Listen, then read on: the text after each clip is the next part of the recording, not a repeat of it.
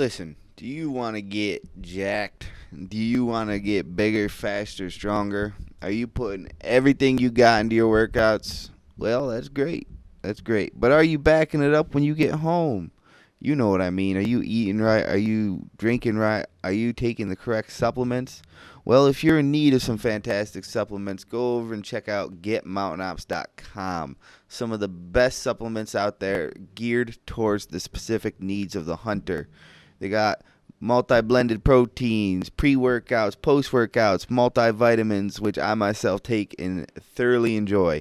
And not only that, but for the fantastic listeners of this show, if you want to get 20% off your order, all you have to do is enter the coupon code NBH20 at checkout, and boom, 20% off right there. So head on over to getmountainops.com and get yourself some. And don't forget to head on over to naturalbornhunter.com. Check us out on YouTube. Subscribe to our iTunes channel. Hit us up on Instagram and Facebook. All right, now let's get this show underway. That Denver has as far as skiing. Like your skiers and your hunters, when it comes to the backcountry scene and what people are willing to do is just a lot cooler, I think. hmm So how do those forests naturally cycle out then? They go hardwood. Well, they start fields. Fields turn into like low-lying hardwoods, which turn into tall hardwoods, which eventually turn into conifers. Needle-bearing, evergreen-type trees, and then eventually those die down and then cycle back through. No, I mean, so when the forest gets too thick, how does it naturally thin itself out? It doesn't, man. You just have a lot of Really? dead-ass rotten trees everywhere, and that's why Man, hunters... that's so bad. It is so bad. It is so bad. And, maybe we'll just kick the podcast off from here because, as hunters, we are passionate conservationists. We love the animals we hunt, even though I know it's contradictory to what some people's ideologies and beliefs of what hunters are may be. As a hunter, as Grant's a hunter, as Phil is a hunter, we all deeply, deeply care about these animals. And what we're talking about is in the Adirondacks, there are places that are forever wild. And where they are forever wild, the deer populations, as recorded by hunters throughout the years, has been dwindling. And just now you go up there and you're finding nothing. And it's because these forever wild places have no controlled cutting of these trees. Therefore, these big trees grow up. They block out the sunlight below. Nothing can grow up beneath them, which kills the amount of food these animals who are down on the forest floor can get, deer and such. And eventually they just fall right away and, the forest cycles through. But the ones that really get hurt are the animals. Definitely. Well, a little thinning can go a long ways to bring that undergrowth back and to give the deer what they need to eat and flourish. It's so true. It's so true. And it's not just the deer, everything else, everything smaller than the deer get hurt. It's the birds. The bird hunting's non-existent in there. And it's not because there's no bird hunters. It's because there's no birds. Yeah. And that brings us to, ladies and gentlemen, starting on a super serious note tonight. Welcome to the Natural Born Hunter podcast. Will Bradley here, spinning the ones and twos, along with my boy, Big Sexy himself, Phil Mendoza. Phil, how you doing tonight? Good, man. So we're doing all audio tonight, and it's too bad because I'm naked. So if all the people would have been watching, they would have seen I'll just leave it to their imagination. But hey, what's going on, man? Not much. Tonight we also have the mountain mutt himself, the hunting hippie, Grant Gladson from One Shot Gear. How you doing, Grant? Doing all right. Thanks for having me, guys. Thank you for coming on, man. It's been a long time coming because One Shot Gear is one of those companies that even as a man from the Northeast, I've known about for years. That's good to hear. It's one of those places that its reputation precedes itself. Phil told me about it a long time ago. I follow you on Instagram at, mountain_mutt, I believe is the official tag. Guys, if you want to see some incredible hunting or outdoor photos, head on over, follow Grant, follow One Shot Gear. It's some really cool stuff going on, and it's actually a picture of a bear. I don't want to dick around. Let's dive right into this. The picture of the Russian bear. Tell me that story, man, because I'm dying to hear about it. It was a pretty interesting experience. I looked at it as like a cultural hunt, because you're riding around on snowmobiles in these like ancient Russian white birch forests, trying to track down the bears as they're first coming out of their den. First couple of days weren't super eventful because we were there a little early, but as soon as bears started popping, we were chasing tracks 12 hours straight on snowmobiles, hanging out with guys that grew up in the Russian wilderness who didn't speak any English, so you have to get a little creative on how you're communicating about where the bears are and what the next move is. But we got to spend 6 days, and man, it was wild because I've never killed a bear up until that time. I've never black bear, brown bear, hadn't really seen very many in the wild.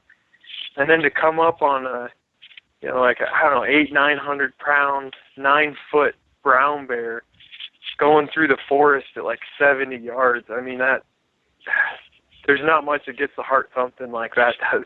That's for sure.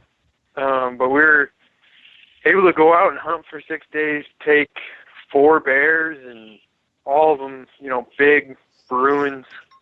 And it was, I don't know, man. It's somewhat speechless when you get to do something like that. That's a once in a lifetime experience by all means. And how did you get started on that trip? What made you decide to go? So Alex, the owner's originally from Russia, and he met one of the guys over there on a fishing trip. And the guys, he manages a tenth of Kamchatka, the Kamchatka Peninsula right across from Alaska. And they just started chatting and talking about bear hunting. And since I started with Alex about 4 years ago, we kind of put a plan together where it's like, if we reach our goals, if work hard and we get done what we need to get done, then we'll do kind of like a business trip, a bonus trip per se, to go out and reward ourselves. And so we were playing with the idea of going and doing like a do-it-yourself trip in Alaska or something like that. And then he met this guy over there fishing and started chatting with him, and one thing led to another, and a couple months later we had the trip booked to go chase bears and fly all the way around the world, go through Russia a little bit, and then go get lost in the Russian wilderness and see if we could get on some brown bears. That's awesome, man. And what was the feeling like when you were on that brown bear?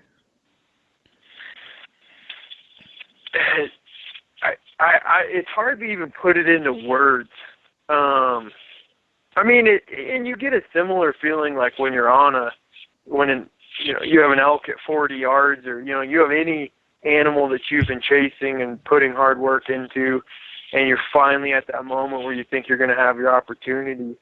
But there's something, it's a whole nother level in the sense that thing is a 900-pound predator with 5-inch claws, and if it wanted to, it could easily do some damage.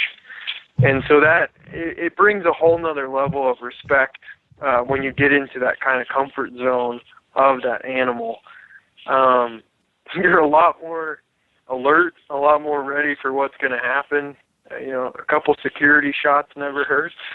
But, we just saw a story about a guy that got pretty much his face eaten off in Alaska because they came up on it before it was done. So you gotta be careful, and they're definitely something that earn your respect when you're in their presence. They're a pretty mighty animal. What was your favorite part of the trip? I mean, being next to that bear was pretty cool. Just being next to the animal and being able to see him and to cape him out and, take pictures with him and just see what a bear's like up close. Because, you see all these pictures and you think you know what it's like and you think you know what it's going to be like to come up on that animal, and then you're there and it's a whole nother magnitude of impact on you. But I think one of the cooler things for me, going and seeing like Russian hunters in their element was just, it's always really cool for me to see other cultures and how as hunters, like these guys grew up in Soviet Russia, in the Kamchatka Peninsula, in a completely different world than I did. But as hunters, we get out there and then we just click. Like we are on the same level. We understand how to approach it and what to do in the woods and how to interact and figure out what the next step is. In a way, with a language barrier, it's just cool to kind of see how that ends up working out. That like hunters are hunters, guys are guys. At the end of the day, we're all pretty similar, regardless of whether you came from Soviet Russia or Wyoming, Colorado area. So, as the saying goes, there's the international language of love, but you'd put it up there that there's also the international language of the hunter. I would say so, man. I would say so. Something there just clicked and we got each other pretty quickly. Was there any surprises on the trips or things you didn't expect or may have been a little bit shocking to you? Yeah, I didn't expect to be in a snowmobile the whole time, to be totally honest. And that's kind of what I was saying, is more of a cultural hunt, because it's not like we were necessarily on foot coming in on these bears, like sneaking in and doing all that. The hardest part was cutting the right tracks and having good snow to get to them. So that definitely was interesting for me, because it's a lot different than what we're used to out here, where you got to put your pack on and just go for a while. So that was a little surprising. I did gain 15 pounds in 6 days. So what? That was surprising as well. So that one kind of caught me off guard. You're expecting you go hunting, you lose weight, right? You gain weight. And how did you manage that? Man, when you have a good camp cook that is making food 24/7, just about, it's hard not to gain weight. Wait, how many days were you there? How many days did it take to put on 15 pounds? 6. Whoa. So you're doing over 2 pounds a day? What was he cooking? Just like all kinds of delicious Russian pastries and soups, and like she would be sad if you didn't eat at least 3 helpings each time, and then you had like 5 meals a day. It was wild. And then when you were out, because the days were really long there, so we got a lot of time in hunting and just camaraderie and all that, and had a lot of time to eat a lot of food. I was impressed with myself. A little chubby, a lot of chubby, but I was impressed. Tell me about these Russian pastries, because I've had a lot of pastries, but none from Russia. What were those like? They're like croissants, except way better almost. And they come out by like the 4 dozen. And if, again, the expectation is you got to eat them. But they're like, a little sweet. They're not like drenched in sugar, so you can eat more of them without, getting that sugar overload per se. But, definitely. Man, Russians know how to cook, so if you can get into a Russian household and get some authentic pastries, you'll be a happy guy. So you're just crushing carbs to your face for 6 days straight. Yeah, pretty much. Will wants to know about the food. I want to know, did you sample the women?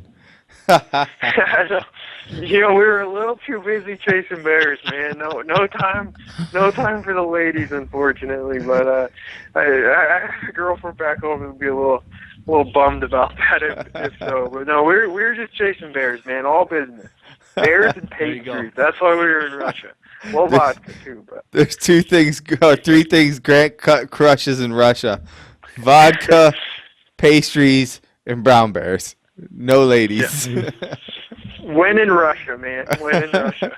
I didn't know Russia was so big for the food, man. That's good to hear. Yeah.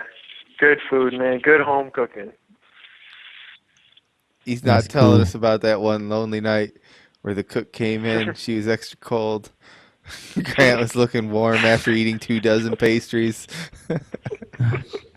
Alex and I had to snuggle so we didn't freeze to death when the furnace went out. You got to do what you got to do. Hey, ask no questions, tell no lies, right? Exactly. So, Grant. Oh, man. This is an amazing opportunity that you landed yourself in by being a part of One Shot Gear.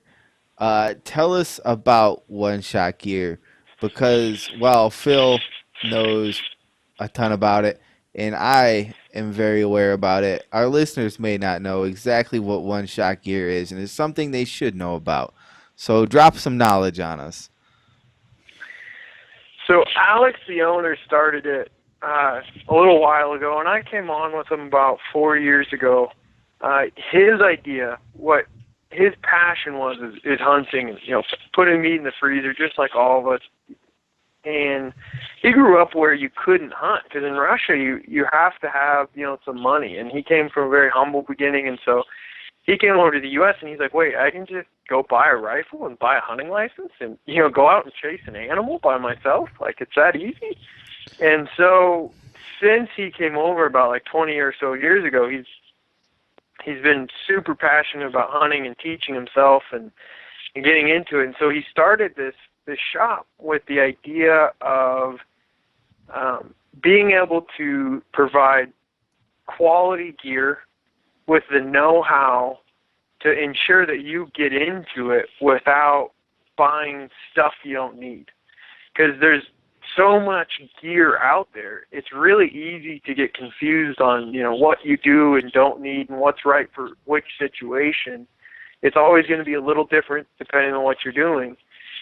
And so he got it going so that he could kind of inform people, so when they do make that investment into some of the better higher end gear, that they were happy with their purchases. They were able to build a relationship with who they were buying it from. So I got on with them, and as we go forward, we've been able to get more brands, get more guys on. Now we got a whopping 4 guys on staff, but we pack a punch. Each one of us is very familiar with the gear. We spend a ton of time out in the woods, and we live by the mantra of buy once, cry once, of investing your money into gear that's really going to serve you out in the field, whether it's optics or clothing or knives or whatever it is, quality things that will be reliable and not fail you in the moment of truth, because you don't get a ton of opportunities out there. So when something fails you, it can be pretty heartbreaking. And is that where the name comes from of One Shot? You want to nail it on that first shot? Yeah, I mean, the idea is, a lot of times, especially when you get into some of the more backcountry stuff, is you have one shot. The whole off-season training, fine-tuning your gear, scouting, the whole hunt, a lot of times you get that one good opportunity, and making sure that the gear you have doesn't fail you in that, one shot or one opportunity that you get. It's a little cliche, but it's extremely accurate in my opinion. I'm not getting 14 shots at animals when I go out. You get one good opportunity on that animal you've been chasing, and once you bump them, a lot of times it's ball game. Grant, that's because you haven't hunted with me yet. You learned to empty a quiver in a heartbeat. I need to spend some more time with you, Phil. Am I doing it the hard way, or am I missing something? We'll learn you. We'll learn you. That's why Phil's called No Limits, because there's no rules when you go out with Phil. You got to get the Gatling gun bow out. That's right. That's right. Oh man. Yeah. People say Phil. Phil's got So Grant, you guys backup bow have just for really just so I can reload quicker. Yeah, exactly. He's already got the arrow in there.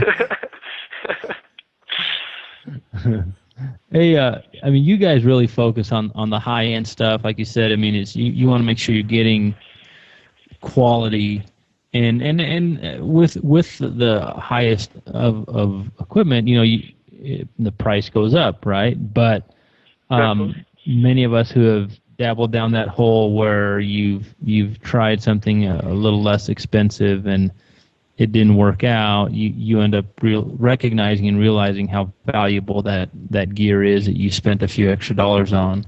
And so perfect example. I go in there a couple weeks ago and I've got some tarps, and I've got the Kuffar tarps I ran last year, and they're great, but there's just some times when a tent might be better, right? And absolutely. So I'm looking to upgrade my solo tent shelter, and I go in there with you and we start talking, and it was like, well, how many times did I change my mind, Grant? 3? We bounced between 3 or 4 tents by the end of it. Just getting an idea of what you needed and what you were doing. But at the same time, it's one of those things where we're not talking about a $200 tent, right? $150 tent. And I'm not trying to say this because I'm like patting myself on the back that I can afford an expensive tent. It's not like that. But what I'm trying to get at is, you're like, okay, about this one, and we're talking about it through some of the specs. Right here. Okay, well, what about them? Well, we've got a couple of these too. So it's not just a matter of high-end equipment. You guys have inventory. You have knowledge about the different products, and that's what really, in my opinion, sets you apart. I don't want to talk down to the box stores, right? But I really don't have that much of a need to go to a box store anymore. I have access of getting a lot of stuff in my shop, and the other stuff that I don't. I have one-shot gear is where I go shop, and it's one of those things that, like I said, you guys have a ton of inventory, and people might not realize how much you guys actually carry, but that's what really I'm learning in my business at the shop is the more that we can afford to carry, the more we're going to carry, because that's what's valuable to the consumer. Yeah, and when you come in, so we're a huge Sitka gear dealer. We're one of the biggest dealers in the country. Like, we alternate between 1 and 2 of standing inventory. So Sitka makes it, we have it. So you come in and you want a system, or you want to start a system, a piece at a time. I want to show you options. I don't want to sit there and be like, oh, this is the only pant that we carry, so this is what I'm going to sell you, even though it doesn't fit your needs. I want to be able to sit there and show you the 5 different pants, figure out what you're doing, figure out how to cater to your needs with what we have, and let you try on multiple sizes. Trying to shop and put, high-end clothing, a high-end clothing system together online is one of the most frustrating things, because you don't know what the sizing is going to be like. You don't know what it's all going to feel like when you put it all on at once. It's a pretty difficult thing. But the nice thing is I've fit so many people that I can talk to you and be like, okay, well, what do you normally wear? What pieces are you looking at? If you're looking at this piece, make sure to size up. If you're looking at this piece, you can size down. This one's going to be pretty normal to what you normally fit, and get you where you need to be, and do it all at once, to where I'm not having to reorder a bunch of stuff to get it in. You can put it all on right there, and make sure that you're comfortable making that purchase. You're not just kind of guessing at what it's going to be. How has that helped you in your own personal outfit and your kit and your gear and what you take out? Because obviously you guys carry the most of the high end stuff that's out there, and you having fit so many other people, and I'm not saying live through other people's mistakes, but people will come in with problems, right? Hey, I tried this and this didn't work for me, or I've tried that and that didn't work for me. And so how has that helped you when you're spending time out in the woods? I think for me, what it's helped me do is narrow down the necessities. Because there's almost this excitement. Well, one thing, it's really hard in the store to walk away with a paycheck because there's so much good gear in one place. It's like, well, I want that one and I want two of those. And so getting out of the paycheck is tough. But when I can, when it comes to putting the gear together, I've learned to be a little more pessimistic about gear, because when you first look at the system, you're like, oh, I want all of these different pieces, and when I go rifle hunting, I'm gonna switch out my whole system. But really what it is you can get a higher end system that'll take you from, scouting in July through late December, and you may swap out one piece. So it's helped me kind of simplify and save people money, because I don't want you to come in and save people and myself, really, from learning this. But I don't want to sell someone something that they're not going to absolutely love. So a lot of times guys will come in overboard on what they need, thinking what they need, and same way I did. And then you start talking, and you realize that a lot of it, you can cut 3 or 4 of those pieces out, and they're just not necessary. You have double the things you just don't need.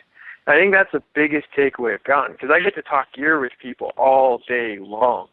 But kind of the other big takeaway, because I grew up hunting super cheap gear. It's what we could afford, So we were bargain shopping Walmart for cotton camo when it was on sale, and wearing boots that were way too big and all that. But when I found that investing in gear drastically increased my comfort, what I could do outdoors, it blew my mind what a good pair of boots does for you.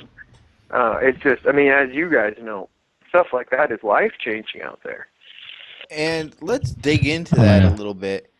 What is your go-to kit? Here's what I'm going to recommend of someone, say, coming out from the East, or just starting, or has been doing it for a while and looking to upgrade their pieces. What is the kit you would recommend? So, I'm going to generalize it, because there's so many different things you're going to be doing out here that there's a lot of different ways to put it together depending on what you typically do. What I spend 90% of my time doing is I hunt high country. I scout and hunt high country from, as soon as the high country melts, about June through September and October, and then we start to hunt lower as the snow pushes the animals. But we're in pretty unforgiving terrain. It gets cold up there. It gets windy up there. You're exposed to the elements. What I really like is I like First Light merino wool as a base layer. Then I put on a technical fleece, and you can go with like a Sitka Core Heavyweight, First Light Halstead, First Light Chama. That's more of a personal preference. You're going to get a fairly similar product across the board in all the different brands. I think my favorite pant by far is the Ascent pant by Sitka. I wear that thing. I have the solids, and I wear it every day. It's so comfortable. But it's been it can be a little light for some of the hunts in the later season, but if you throw some bottoms on, and I stay so active that it's good for me. And then I use the Kuffar Parka, so they're puffy parka. Sitka makes a great puffy, and as does First Light. But there's the Kuffar Parka packs a little more punch. It's a little better protection from the wind. It's a synthetic, so I don't have to worry about getting it wet and getting caught in a bad situation. And when I go to Alaska or have a bad storm come in Colorado. And then I run. Right now I'm running the Cloudburst rain gear from Sitka. It's kind of like your kind of multi-purpose entry-level rain gear, but it's plenty for everything in the lower 48 minus the Pacific Northwest. And I have some heavier duty stuff for some of the later trips. But that system right there gets me through almost everything I do. I swap my pants out as I get into the later season, into November, and we're hunting in a foot of snow or so. And I've been running the 90% there. by Sitka. That's just what I like, you know. And I think a big thing too is Phil will try on a pair of pants, and the way he's built, the essence might not fit him as well. So he might fit it better into one of the First Light pants. And so if that's the case, go First Light, you know. So I think it's important to get a feel for it, because there's a lot of wiggle room with the systems. Right. And that's actually something when we talked to Ryan Callahan from First Light. Mm-hmm. Was you're running the puffy from Kuffar, right? And the one thing I mentioned to him is something I don't see being put out by hunting companies, and he would agree with it, is a bomb-proof puffy jacket. Yeah, they're all pretty fragile. Yeah, you know, and he was saying, I don't know if he alluded to they're working on something like that, but I'm really hoping somebody puts one out. You know, it doesn't need to be rain waterproof, just a little water resistant, maybe a little treatment on there, but something you could stand on the top of the mountain with the snow blowing and going and still be warm, hood up. Well, and that's what that Kuffar puffy for me, it kind of fits that bill, really. So my idea on a puffy, like, there's all these ultralight down puffies that weigh, 8 ounces, and they're more expensive than warmer jackets, and this like ultralight fad is getting into those really light puffies. But for me, when I'm at the point where I'm like, I need to put my puffy on, I'm cold. Like, there's very few situations where I'm moving, so a lot of times I'm sitting or I'm inactive. So whether I have like a light puffy, a midweight puffy, or heavy puffy, I'm not gonna overheat with the heavier puffy. So I want to go with something heavier so that I can handle a greater variety in harsher conditions than what a light puffy can do for me. Because you can get in trouble with a light puffy, but with that heavy puffy that Kuffar puts out, it's a good balance to where it's not too much, but it will keep me warm in some pretty harsh situations. It cuts wind really well, and it does kind of have that, the DWR, that, I think it's a rhino lining that they use, similar to on the sleeping bags. I could be wrong on that, but it's a very versatile, resistant material. And is that I call it the ran Parka? that last year too, man. Yeah, and I think you had solid. an interesting experience with an ultralight puffy, didn't you, Phil? I ran on the your Kuffar sheep one hunt? last year. Oh, you did. Oh, okay. I think someone else might have ran Aaron a was puffy running when you Aaron. he Aaron, was running an even ultralight so, one. no, when we went out, actually, I had a Cryptek jacket that I was going to take, and it wasn't one of their heavy ones. It was kind of one of their, I would say, their midweight,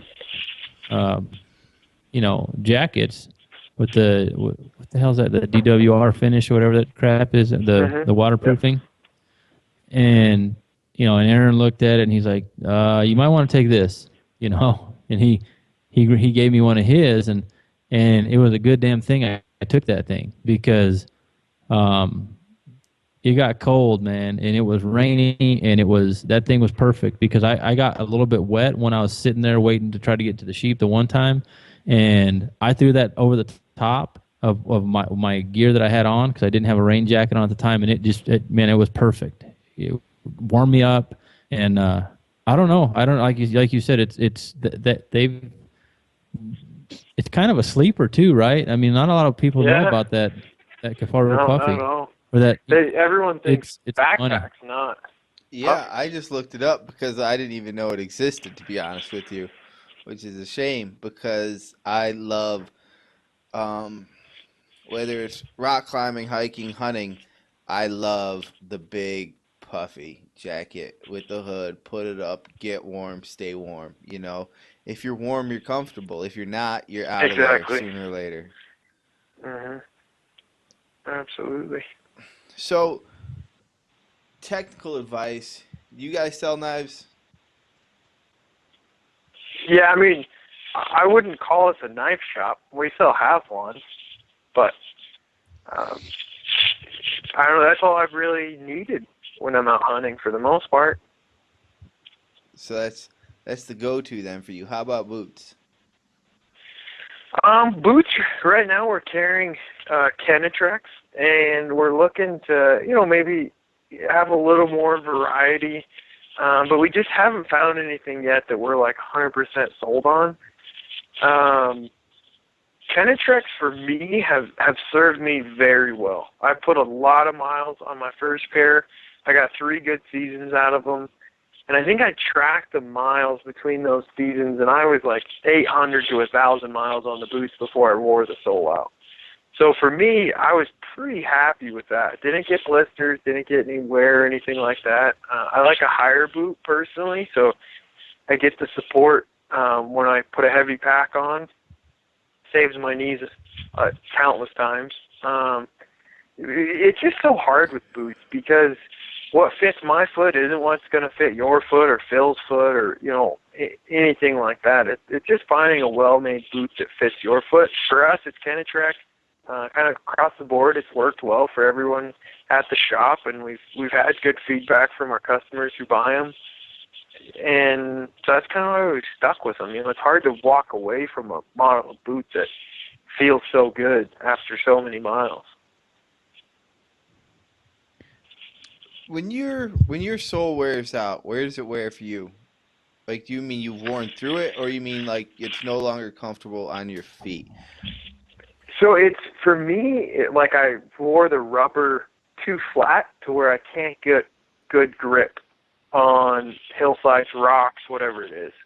So that's what I ran into the issue of, and I unfortunately didn't take good enough care of the leather on the boot that I couldn't re-sole it, and that's my own fault.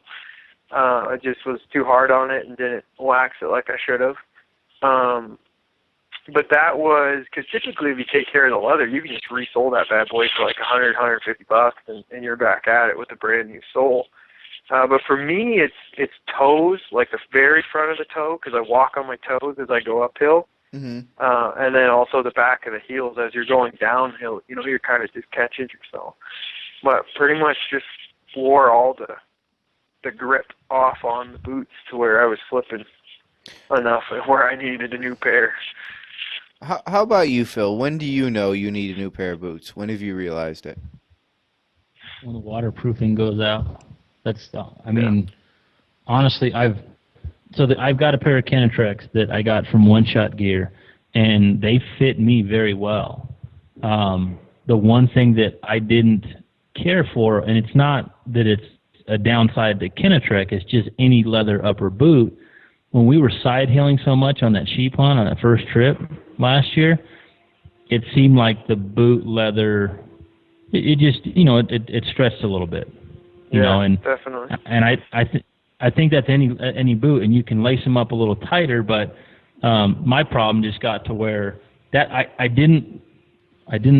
wasn't smart enough to just keep checking my boots regularly throughout the day, and then having it rain and then dry out and rain and dry out and then side hill. That's where my feet were always dry. That like I said, they fit me well. They kept me dry, and those are the two most important things I think that I look at with boots. But up until I had the Kenetrex. I've blown through. I like to wear the Solomons just for like day hunting and stuff because they're just like more like a tennis shoe. Those hikers, but I'll blow through a pair of those boots within a season, just preseason and season, because they just don't last. So when the waterproofing goes out on a set of boots, just they start getting cracked and they start leaking. I've not worn a sole out on a pair of boots that I can remember. It's been because the waterproofing has failed. Mm-hmm. That's interesting because two different answers, and I'm going to add a third because for me, whether it's my Red Wings for work or a hiking boot, any style, the first thing to happen is always with my right foot just behind the, what would be considered the knuckles of your feet, like right where your toes come into your foot, like the front pad there. Right behind that, like the very front of the arch, will start to hurt every time. And that's when I feel like I've worn out whatever piece of footwear it is I have. I think it just shows you, man, like everyone's gait is so different. Everyone's arch is different. Your stride's different. We're all going to break boots down in different ways. I mean, I think all three are good reasons to get new boots or to resole your boot. But there's just so many variables that go into boots and feet, and it's hard to say that, there's one definitive answer on what a good boot is or what's going to wear it out or anything like that. So kicking this back a little to hunting, since we are a hunting podcast, not that this isn't hunting talk, but do you have a favorite hunting memory? I mean, it's hard to forget the first elk you took with a bow. That was probably the one that sticks out most in my mind. Just because I spent so many years wanting to hunt elk with a bow and not being able to, just because of the setup I was hunting out of state in Wyoming, and those out of state tags can get a little expensive. But when I finally took the time to spend some time in Colorado and to chase elk with a bow here, I was able to connect after a season of scouting on opening weekend on just a little barely legal ragtop bull. Man, and just the memory of letting that arrow go and watching it arc in is forever ingrained in my mind. That feeling afterwards, where you're like, did I actually just do that? Like, did I just shoot an elk? And am I going to pack this thing out? Is that really what happened? Or am I just making this up in my head? What's going on? And for me, that's probably the biggest memory for me, because I'm hooked, man. Like, I like to deer hunt. I like to antelope hunt once in a while. The bear experience was cool, but I will forever archery hunt elk. No, I hear you, man. I talked to a friend of mine yesterday that drew a sheep tag here in Colorado, and it was the same deal. He was like, man, it's right in the middle of elk season. And you think about, it's like, dude, you just drew a sheep tag, right, in Colorado. How many years did it take you? And then, and that was his next comment was, man, it's right in the middle of elk season, because we all know it's not every day when you're out in the field hunting elk that it's awesome with the elk bugling and you're into, it's not that every day, but those few days that you do get into that, oh man, it's enough to keep you hooked for the next 300 and some days, right, until season comes around again. Oh man, yeah, it's a sickness. It really is.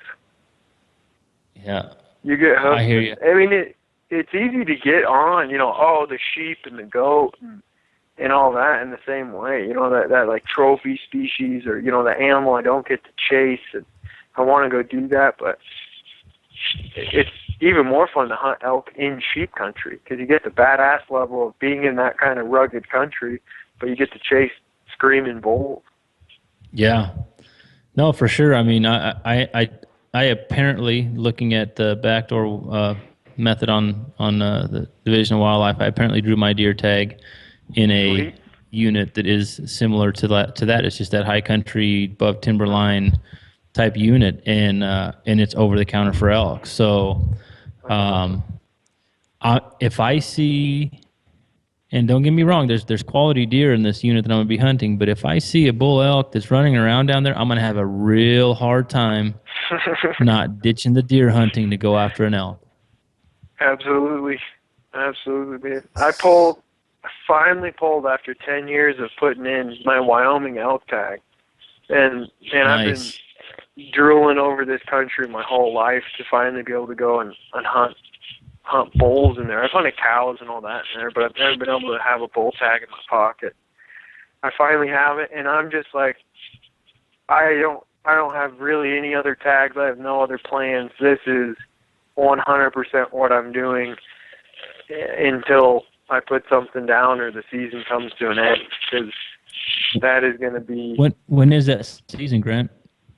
So the way Wyoming works is I get 2 cracks at it, pretty much. I get I drew the rifle tag, essentially, so I'm going to get 3 weeks starting, I think it's the middle of October through the beginning of November, and that's rifle. And then if I buy my archery stamp, then I can go chase them. It's all unit specific, but this unit is like the second half of September. So I get a couple weeks in September to go with the bow. And then once rifle season comes, I'll probably take the bow too, but I'm not going to be ashamed to bring the rifle out and pop a big one, because the unit has some potential, some amazing potential. So I'm really hoping I can connect on it. Yeah, man, for sure. And you just got back from another hunt too, right? Yeah, I did. That one a little different, but that was a blast as well. Yeah, but I mean, you're talking about bow hunting in friggin' May, man. Tell us about it. Yeah, exactly. Tell us about it. So I went. I got a little tip from a buddy of mine to go check out Hawaii. So he kind of pointed me in the right direction. I went out and I did a backpacking trip in Hawaii with another buddy of mine, and he actually had never taken an animal with a bow, so it was pretty awesome to watch him get hooked for life. But we backpacked like 8 miles in to this super nasty, rugged, like, I don't know how to describe it, but goat country. It's like tropical goat country, if that makes any sense at all.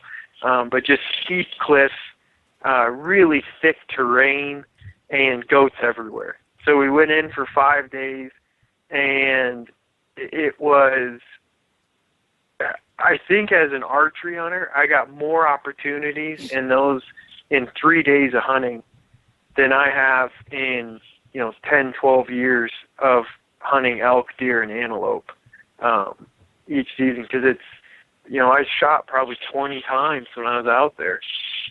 All kinds of angles, wind, no wind, distance. You got to really test yourself in a variety of experiences back to back to back to see what it's like, because those goats are a huge problem out there. They're very evasive, cause a ton of erosion.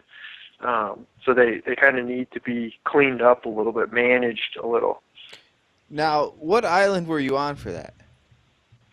We went to Kauai. So this was a Kauai hunt. I spent a little time on Lanai chasing some axis deer, which was a totally different experience. Some what? Some two-legged deer? With big racks? No, not big racks, but they were four-legged spotted deer. You're going to get me in trouble, Phil. I know, that's Phil. Oh, man. It's actually... Oh, man. I got to live through you guys' eyes because, I close my eyes when I see other women walk around. Yeah, I do the same, Phil. Now, so what's actually really cool is I went to Kauai for my honeymoon last summer, and until going there, I had no idea how pro hunting and how big hunting was in Hawaii. Absolutely. It was pretty shocking to me, because there's like this little, I don't know what you'd call like a hippie commune or whatever that lives 11 miles in on this trail. And so we would see people every day coming in and out. We saw at least 10, 15 people a day on the trails. We were running back and forth trying to get on these goats. And a lot of times people would see us chasing goats and be like, hey, can we watch? And we're like, yeah, I guess, and then they're sitting there filming us 70 yards away, shooting these goats, and they're jumping off of cliffs or getting into hard-to-reach places. And everyone was like, that's really cool. We didn't get any kickback at all. There's one guy that had something bad to say, and the first thing he told me was he was a vegan, so it kind of, it made sense. But that was it. Everyone else was happy and or interested in us hunting out there, to what we were hunting, how we were doing it, if the goat was delicious, which it is, by the way. But it was really cool to see that, because in Colorado you can kind of get some interesting looks when you're running around with a bow. Now, did they think you were a hippie though when they saw you? I think my hippie camouflage definitely worked to my advantage. Because when you see a guy walking around with a big man bun, the first thing you think, you don't necessarily think hunter, but I think it helped me kind of be one of them. So they weren't as mean about it per se. And that's the thing about Kauai is people don't even understand is the ruggedness and the beauty of the terrain. Oh man. Like they have mountains on this island. Oh, and like mountains that would make Colorado look sorry. Like, did you go Like, to Waimea Canyon too while you're out there? Did you have time for that, or? you know, I didn't, man. We pretty much, like, I showed up the day before. We hiked in the next morning. We came out, and then that next morning, we came out at night. That next morning, we flew out. So I didn't get to go and see the rest of the island. But what I saw where I was, that is, my buddy told me that it was like poor man's New Zealand. You know, Yeah. like when you can't afford to go to New Zealand, it's going to be just as rugged and just as extreme. And it was every bit of it. It is. There was a lot of holy shit moments on the edges of cliffs where I was kind of curious why I was being so stupid, but where where you're just like, wow, yeah, that's a pretty long ways down to the ocean. Didn't realize I was here, and then you're trying to drag a goat back up the cliff and get out of there, and it held a very good candle to Colorado, if not took it to a whole nother level. And that's the thing too. That's cool about Kauai, being on the ocean. Of course, as part of the island chain is also there's only really one main road that goes all the way around the island. And then when he's talking about hunting, going in to hunt, it's like everything in that center of that island is just rugged as hell, untamed, unsettled land. Absolutely. It's, and the trail we were on was pretty well frequented, but no one ever left the trail. Like we were the only ones who would ever get off the trail, away from where everyone was. And so that, we saw people, but no one would ever get in our way, when it came to hunting. And it's remote stuff, man. It's those ribbon cliffs, and they're like knife edge ridges where one foot's on one side, one foot's on the other side, and you're balancing as you're shooting at a goat at like a 45-degree angle. It gets interesting. What kind of sleep system did you run there, Grant? Just curious as what you guys took for camp. The wrong sleep system. So we took like a full tent, and we took some woobies from Kuffar, like those insulated blankets and a sleeping pad and all that. Man, I could have just slept on the ground with nothing. It was hot. Like we were cooking in there, and we kept it vented and stuff. There's a ton of little cockroaches everywhere, and we're like, oh, we're gonna bring the tent so we keep the cockroaches out. And then we realized that they just got everywhere. Like you couldn't keep them away. If there any little crevice they could get into your gear, they would. I came back and was unpacking. There's little cockroaches running all over my apartment. I'm trying to get them cleaned up, but I would go with like a hammock and a tarp, or just a tarp. Like you don't need much at all. It's really, because it's like 80 degrees, 70 to 80 degrees always. And, it does rain, so a little tarp would be a good idea, but it's a pretty simple setup because you can sleep, pretty comfortable without, just in your clothes or, just on a pad or in a hammock, it'd be plenty. So did you even get to experience some of the pineapple they have there? We ate some on the way in. The first day we ate some. But it was quick, man. I love pineapple, and I didn't get my fill, that's for sure. I was a little disappointed. It's the best pineapple in the world is on that island. It is delicious. We did indulge in some coconuts, which is always a treat. That's good, man. That's cool. I never met anyone I knew of anyone who had hunted Hawaii, but when we were there doing the tourist kind of thing, they have all these, hunting checking stations and all these things about the invasive species of goats and pigs and all this stuff. And it just seemed like, man, they really want hunters here. Absolutely. Well, so this unit we were in, it's an archery-only area. It's open year-round. You have to get licenses. You have to go in and check with them, so you get like a 3-day license. But you can hunt year-round, and there's no limit. There's no limit on goats.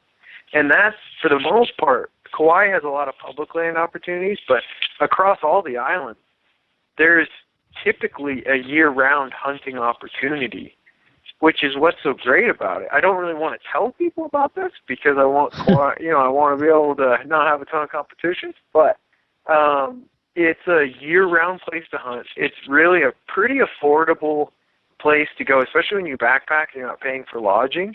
You can do it pretty cheap and have some of the craziest,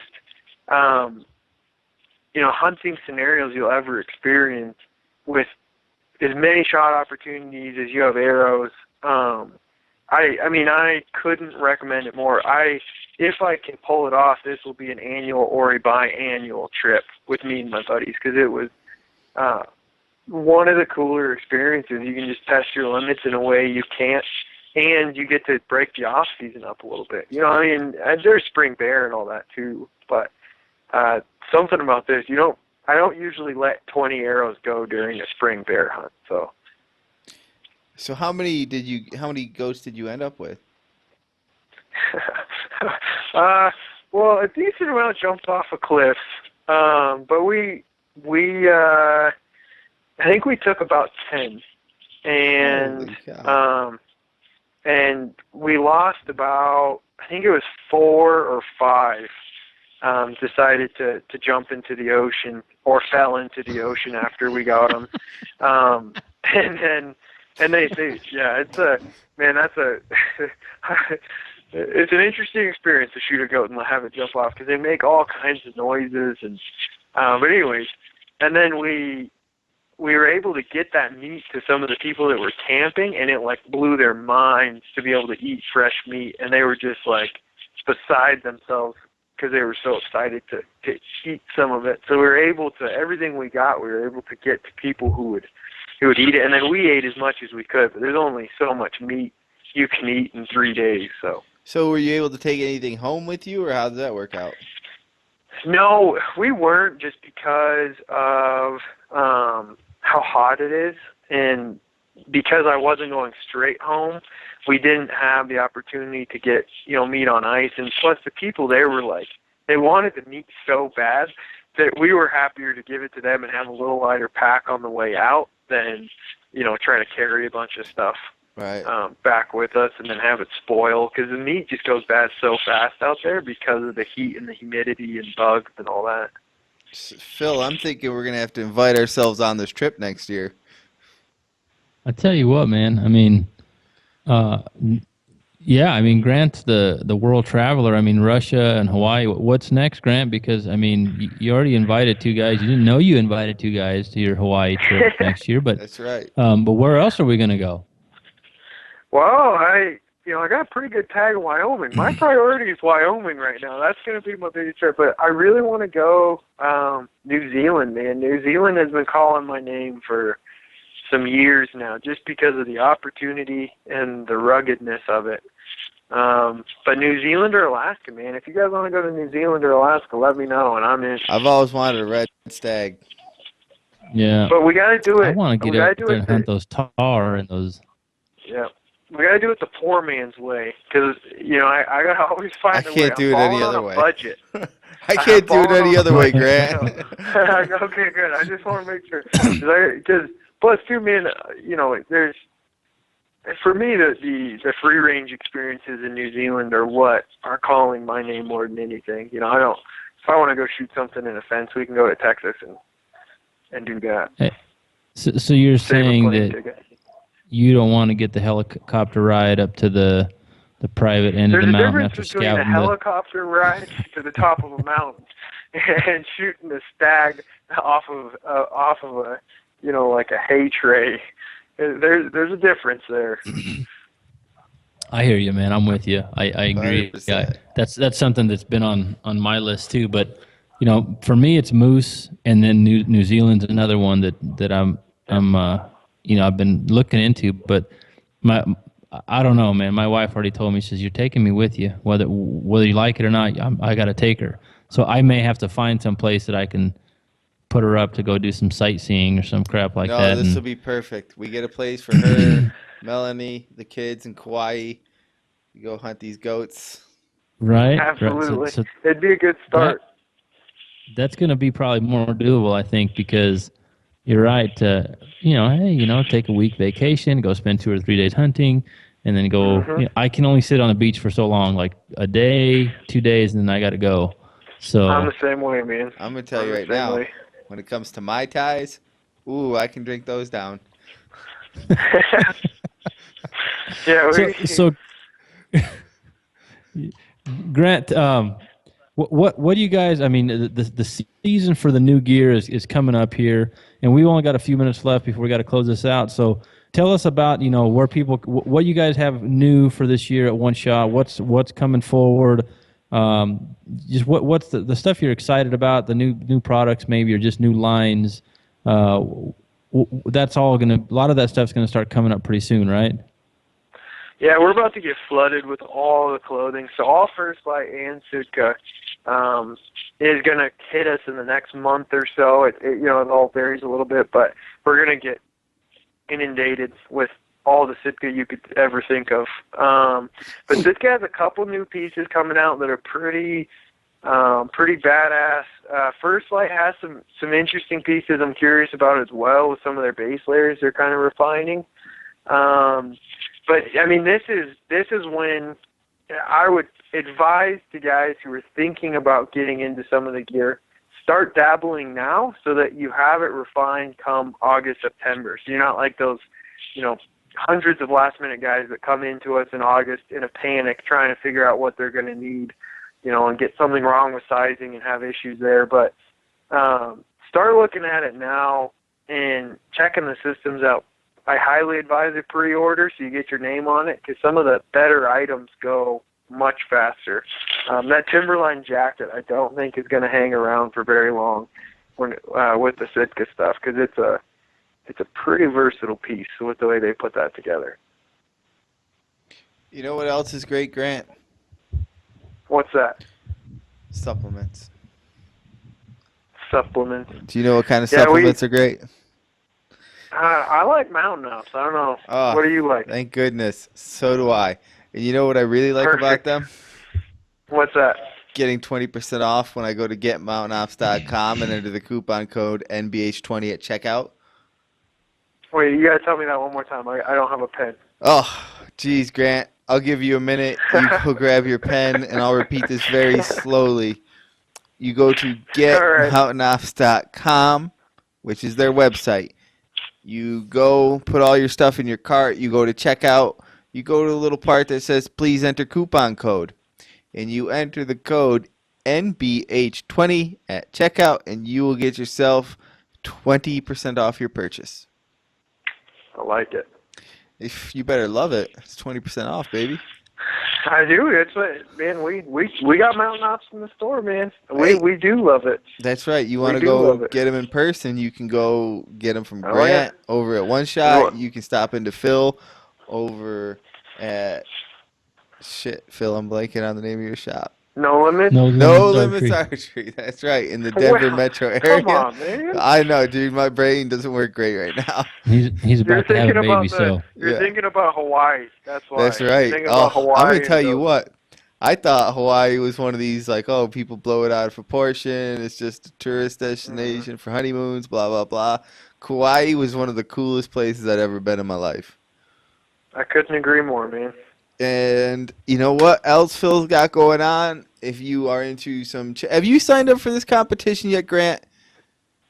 Man, I haven't, because I'm going to be working it. We're going to have a booth over there, so I'm going to be. This is what happens every time in these competitions.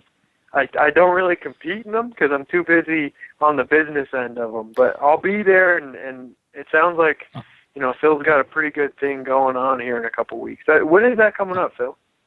2 weeks. We can have Memorial Day weekend. And Grant, just so you know, I'm going to do a little challenge amongst the people that are setting up booths, okay? So you better bring your bow. It's going to be fun because there's 4 or 5 vendors that I know that are going to be there. There's going to be 5 to 8 people working these 4 or 5 booths. There's going to be another 2 or 3 booths that are just demo booths. But we're going to have a little team competition or some kind of friendly competition on the head-to-head range with the vendors. So just bring your bow, man. It's all in good fun. I'll probably join in the game, play a little bit, and we'll have fun. What's the price?